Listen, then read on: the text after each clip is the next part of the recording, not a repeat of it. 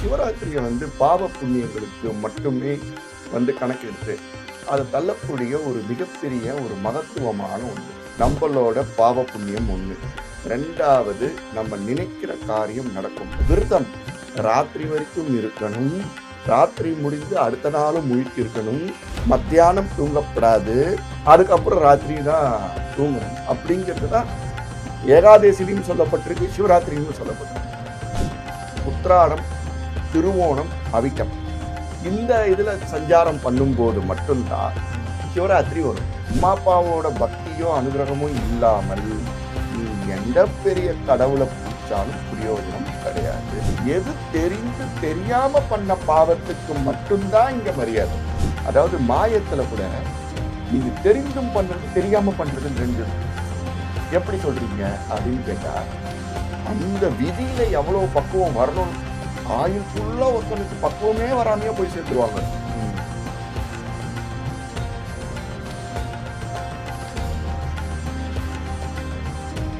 The divine Tamil நேயர்களுக்கு வணக்கம்.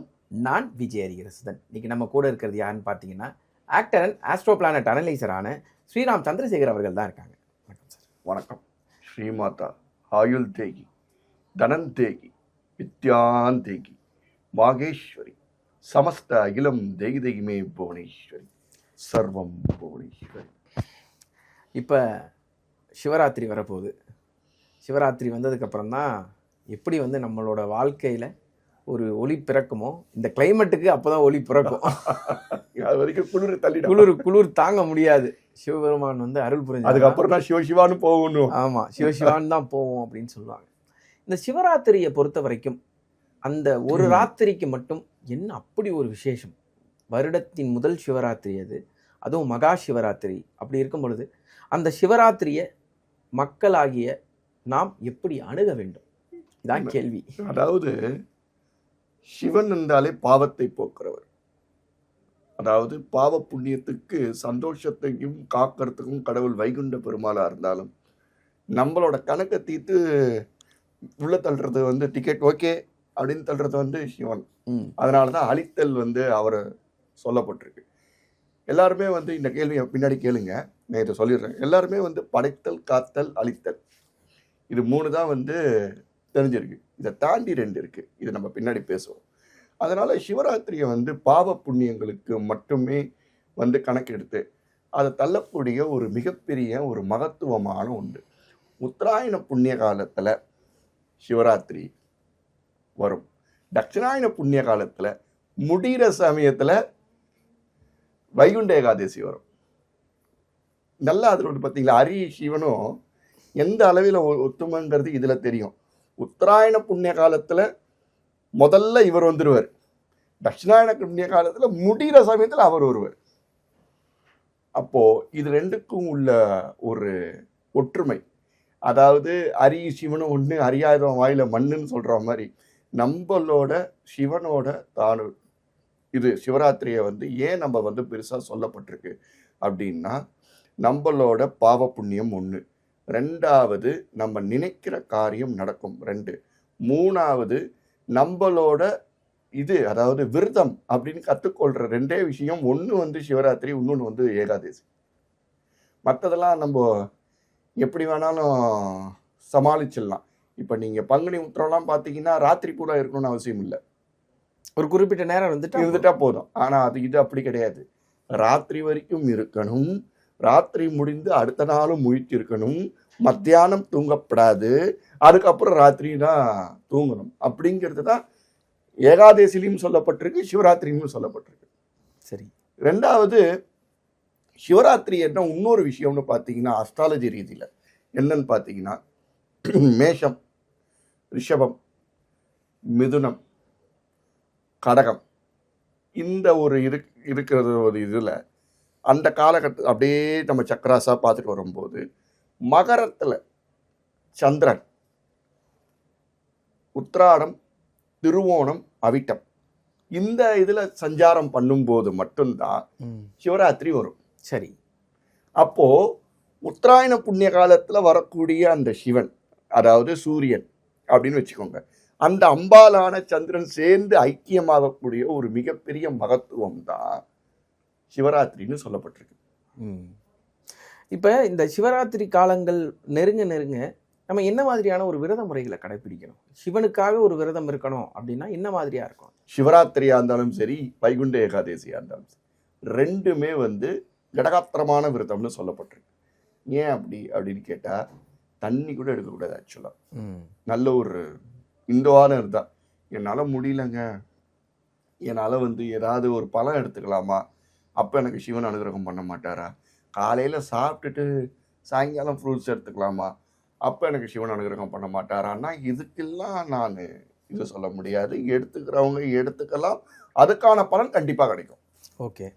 அப்படி இருக்கும்போது இவ்வளோ திடகாத்திரமா இருக்கும், என்ன அவர்கிட்டேருந்து நமக்கு கிடைக்கும் அப்படிங்கிற ஒரு கேள்வி வரும்ல. ஆமா, அவர் என்ன தருவார்? அதாவது என்னோட இளம் வயதுல நான் என்ன சந்தோஷப்பட்டணும்னு நினைக்கிறவங்களுக்கு வயதான பிறகுதானே சந்தோஷமா இருக்கும்னு நினைப்பாங்க. ஆமா, கரெக்டா? அப்போ வயதான பிறகு இது உண்மையான வயது நம்ம போய் சேர்றது தானே. அது நல்லா இருக்கணும்னா சிவராத்திரி இது பண்ணணும், விரதம் பிடிக்கணும்.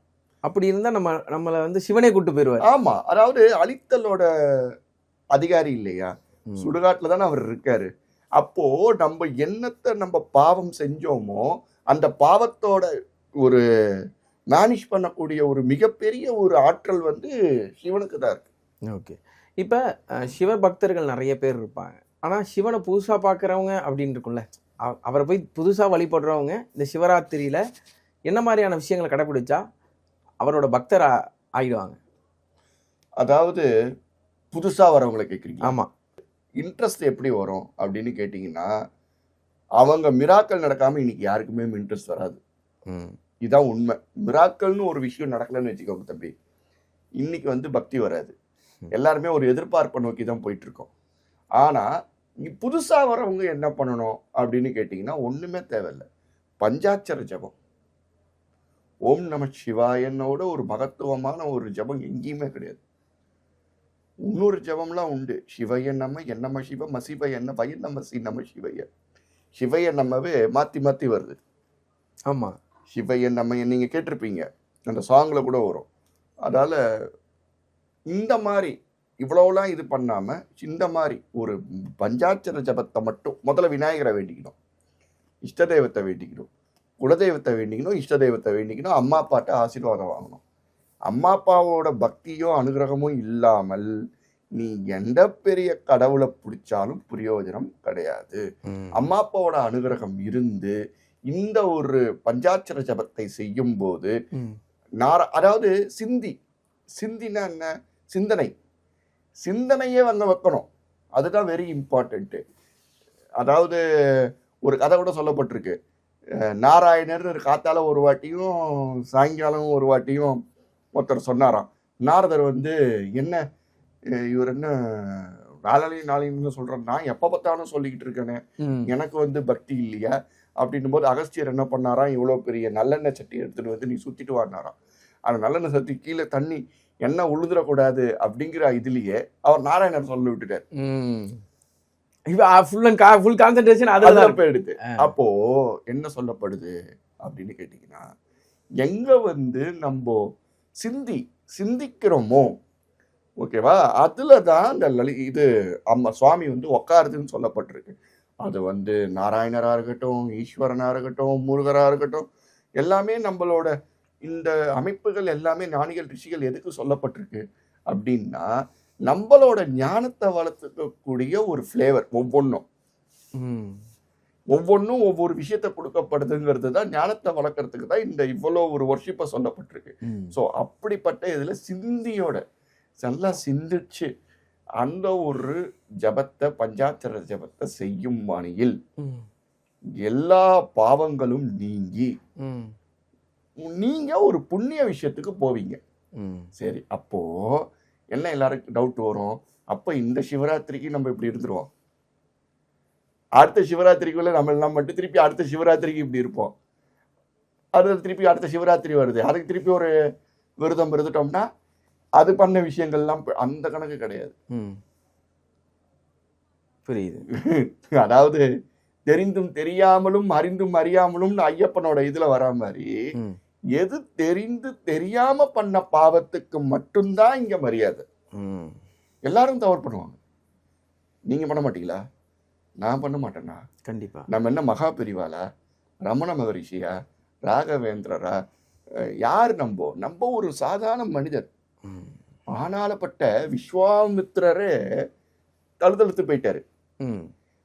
முக்கோடி தேவர்கள் வந்து அவரை வந்து பிரம்ம ரிஷின்னு பட்டம் கொடுத்த போது கூட வசிஷ்டர் வாயால வரல அப்படின்னு வருத்தப்பட்டு வசிஷ்டர் வாயால வந்த பிறகுதான் சந்தோஷம் அடைஞ்சாரு. ஆமா. அந்த மாதிரி யாரா இருந்தாலும் தப்பு பண்ணுவாங்க. ஆனால் தெரிந்து பண்ணோமா தெரியாம பண்ணோமா, அதுதான் விஷயம். அதுதான் விஷயம். அதுல மாயத்துல கூட இருக்கு. மாயை கூட தெரியாம பண்ண வைக்கும், ம். மாயை கூட தெரிந்து பண்ண வைக்கும். அது என்ன கன்ஃபியூஸா இருக்குன்னு நீங்க சொல்றீங்க. புரியுதா நான் சொல்றது? ஆமா. அதாவது மாயத்துல கூட நீங்க தெரிந்தும் பண்றது தெரியாம பண்றதுன்னு ரெண்டு இருக்கு. ஓகே. எப்படி சொல்றீங்க அப்படின்னு கேட்டா, மாயத்துல எந்த மாயம்? காமம், துரோகம், குரோதம், அதுக்கப்புறம் போதை, இந்த வஸ்துக்கள் எல்லாமே மாயம். ம். நாம போய் சிக்கிக்கிறோமே. சிக்கிட்டு ம். அதுக்கப்புறம் இதுல இருந்து தவறு அதே மனம் தான் திருப்பி வருது அப்படின்னு வருது இல்லையா? உணர்ந்துட்டோம் இல்லையா? அப்ப ரீபேக் அடிக்க கூடாது. உணர்ந்த போது திருப்பி போக போயிடக்கூடாது. கூடாது. அப்போ தெரிந்த மாயை தெரியாத மாயைன்னு ரெண்டு டிஃபரெண்ட் வருதா? கண்டிப்பா. அதாவது ஒரு நெருப்புன்னு ஒண்ணு இருந்தா ஒரு குழந்தைக்கு எப்படி தெரியுது? தொட்டப்புறம் தானே சுடுதுன்னு தெரியுது. அதோட தன்மை அப்பதானே புரியுது. ஆமா, அந்த மாதிரி இந்த தன்மை உணரும் போதுதான், அதாவது அனுபவம் கூட தம்பி, பக்குவம் கூட உங்களுக்கு பக்குவம் அதிகமா எனக்கு பக்குவம் அதிகமாலாம் கிடையாது. அந்த விதியில எவ்வளவு பக்குவம் வரணும், ஆயுள் ஃபுல்லா ஒருத்தனுக்கு பக்குவமே வராமையே போய் சேர்ந்துருவாங்க. புரியுது. 100 வயசு வாங்குவாங்க, அவங்க வந்து பக்குவமே இல்லாமையே போய் சேர்ந்துருவாங்க. அந்த பக்குவம் வர்றதுக்கும் அந்த பகவான் அனுகிரகம் பண்ணணும். கண்டிப்பா. அதுல பாத்தீங்கன்னா அர்த்தகிரிநாதர் எடுத்துக்கீங்களா? அர்த்தகிரிநாதர் அதே இப்ப மகா பெரியவர் 13 வயசுல வந்தாரு சன்னியாசமா. ஆதிசங்கர் சீக்கிரம் வந்தாரு, ரமண மகரிஷி சீக்கிரம் வந்தாரு. ஆனா அர்த்தகிரிநாதர் எடுத்துங்க, லேட்டா தானே வந்தாரு. ஆமா. ஆனா ஏன் அவருக்கு வந்தது? பக்குவப்பட்டு தானே வந்தது. முருகர் கோயிலுக்கு போகும்போது அர்த்தகிரிநாதரை பார்த்துட்டு தான் முருகரை பார்க்கணும். இது யாருக்குமே தெரியாது. ஓ, நேர முருகர் முன்னாடி போய் நின்றுவாங்க. அருணகிரிநாதரை இது பண்ணிட்டு தான் அங்கே போகணும். அதனால தான் எல்லா இடத்துலையும் அதை சொல்லப்பட்டிருக்கு. சிவனை வேண்டவனுக்கு, அதாவது இது ஒரு அழகான ஒரு வார்த்தை ஒன்று உண்டு. சிவன் சன்னதியை சேர்ந்தோரின் சங்கதி. சிவன் சன்னதியை சேர்ந்தோரின் சங்கதி ஒரு நாளும் தளர்வடியாது என்பது மாறாத விதி. அவன் கால்கிட்ட போயிட்டா அவ்வளவுதான். அவ்வளவுதான். மோட்சம் கொடுக்கறதும் அவர் தானே. அவ்வளவுதான். புரியுது இல்லையா? சிவன் சன்னதியின் சேர்ந்தோரின் சங்கதினா என்ன? நம்மளோட விஷயங்கள், விருத்தி. ஓகே. நம்மளோட இது வம்சங்கள், இதெல்லாம் சிவன் சன்னதியின் சேர்ந்தோரின் சங்கதி ஒரு நாளும் தளர்வடியார் என்பது மாறாத விதி.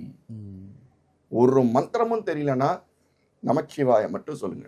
அதுவும் சொல்ல வழி இல்லைன்னா ஏதாவது அன்னதானம் பண்ணுங்க, 10 பேருக்கு கொடுங்க. உங்களால எவ்வளவு முடியுமோ அதை செய்யுங்க. அதுலயே இறைவன் வந்துருவாங்க. நல்ல மத்தவங்களை கெடுக்காம இருங்க ஃபர்ஸ்ட்.